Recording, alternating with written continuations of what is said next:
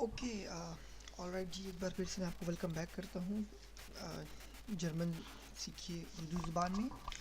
और मैं थोड़ा बिज़ी था, इसलिए वजह से मैं थोड़ी वीडियोस नहीं बना पा रहा था, लेकिन आज से मैं कोशिश करूँगा कि मैं डेली बेसिस पे या एक दिन छोड़ के एक दिन वीडियो बनाऊँ, ताकि आप लोग भी जर्मन ज़ुबान सीख सकें। आज हम पढ़ेंगे सेपरेबल वर्ब्स के बारे में। और ये काफ़ी एक अजीब सी चीज़ है। सेपरेबल वर्ब्स में होता क्या है, पहले आपको मैं ये बता देता हूँ, उसकी एग्जांपल बता देता हूँ कि वर्ब को हम तोड़ के यूज़ करते हैं। फॉर एग्ज़ाम्पल इसकी डेफिनेशन ये होती है कि who's first part separate from the main part. जैसे अगर मैं आपको एग्जांपल दूं तो एक वर्ड होता है अनरूफन। अनरूफन, इसका मतलब होता है टू कॉल, किसी को कॉल करना, कॉल में लाना। अमूमन यूजली हम यूज़ करते हैं ये जब आप टेलीफोन से कॉल करते हैं या मोबाइल से कॉल करते होते हैं तो अनरूफिंग का मतलब होता है टू कॉल या कॉल में लाना। लेकिन आप ऐसे नहीं बोल सकते हैं कि इश अनरूफिन दिश, मैं तुम्हें कॉल करूँगा या मैं तुम्हें कॉल कर रहा हूँ, ये जो है ये गलत हो जाएगा। क्यों?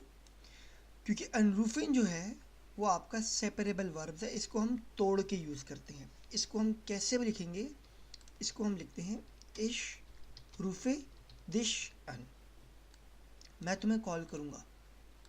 तो ये जो अन है ये फर्स्ट पार्ट है, ये टूट के सेंटेंस के आखिर में चला गया और रूफे दोबारा आ गया वहीं पे कि मैं तुम्हें कॉल करूँगा।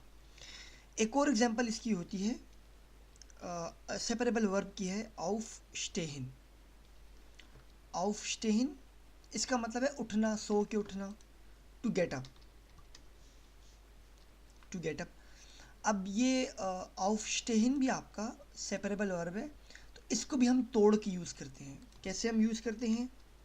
एयर स्टेट नॉइन उहर आउफ। पिछले लेक्चर्स में बता चुका हूँ कि एयर का मतलब वो है और नॉइन उहर का मतलब 9 बजे उठता है, तो वो 9 बजे उठता है। ये आउफ का ये वाला आउफ हमने तोड़ के सेंटेंस के आखिर में लगा दिया और स्टेहिन दोबारा से अपनी जगह पे आ गया।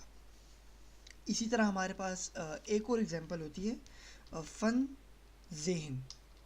फ़न ज़ेहन, फ़न ज़ेहन बोलते हैं टीवी देखने को, टू वॉच टीवी। इसको हम कैसे यूज़ करते हैं? वियर ज़ेहन फील फन।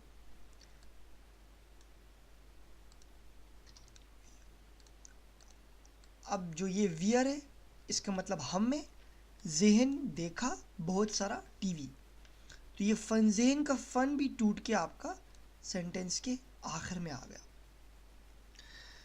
ये तमाम जो एग्जाम्पल्स मैंने आपको दी हैं ये प्रेजेंट से हैं, जब आप अभी बात कर रहे हैं हाल के में, ये आ रहा है हाल में। प्रेजेंट में आप बता रहे हैं कि वो 9 बजे उठता है, मैं तुम्हें कॉल करूँगा, हमने बहुत सारा टीवी देखा। जब आप पास्ट की बात करते हैं कि गुज़रे हुए वक्त की, तो उसमें क्या होता है, उसमें हम लोग गी लगा देते हैं first part and second part के बीच में। हम लोग गी लगा देते हैं फर्स्ट पार्ट और सेकंड पार्ट के बीच में। फॉर एग्जांपल मैं आपको एग्जांपल देता हूँ, मैंने तुम्हें कॉल की थी, या मैंने तुम्हें कॉल की, तो इसका क्या आएगा? इश हाबे दिश अंगरूफन, अंगरूफन। अब ये जो आपका अनरूफन था, टू कॉल करना था, और अंगरूफन का मतलब मैंने तुम्हें कॉल की थी।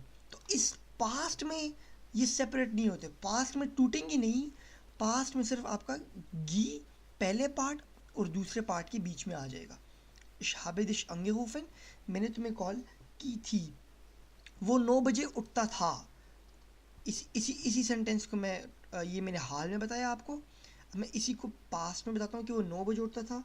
तो एयर इस 9 उहर auf gestanden,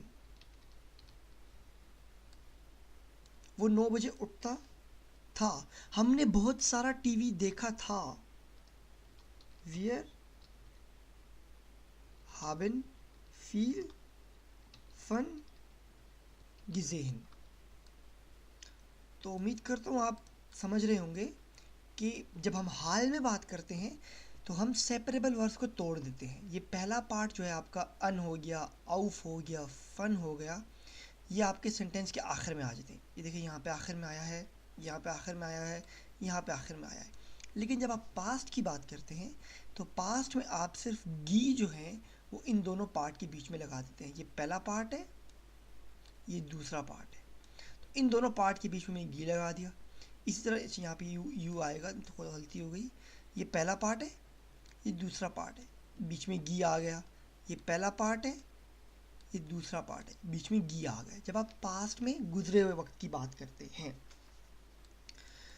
एक और एग्जांपल ले लेते हैं इसकी, और मेरे पास जगह, चले यहाँ लिख लेते हैं। इसकी एक और एग्जांपल क्या है कि der Film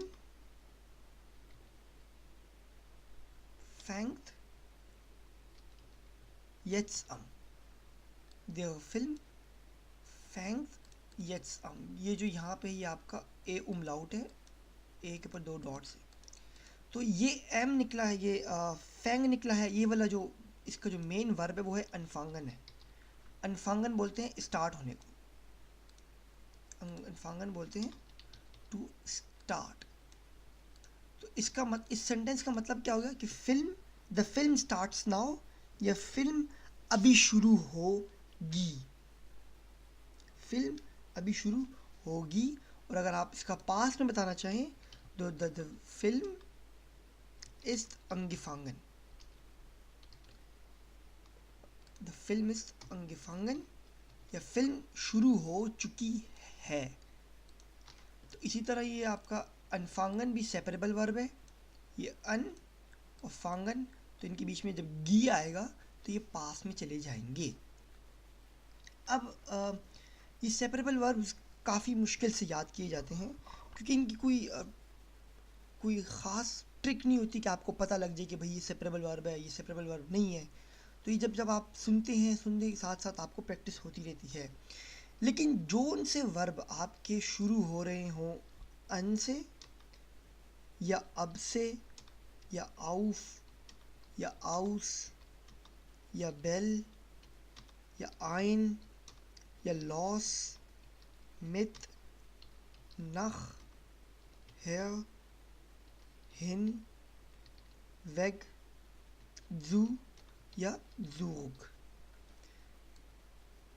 जोन से वर्ड आपके